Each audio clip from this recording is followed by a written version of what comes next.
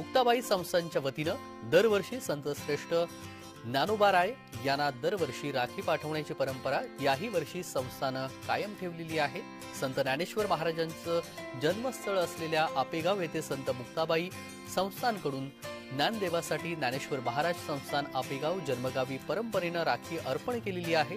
साधनाताई भागवत पाटील ह्या भगिनींनी आपेगाव येथे येऊन संत ज्ञानेश्वर महाराज मंदिरातील माऊलीला राखी बांधली।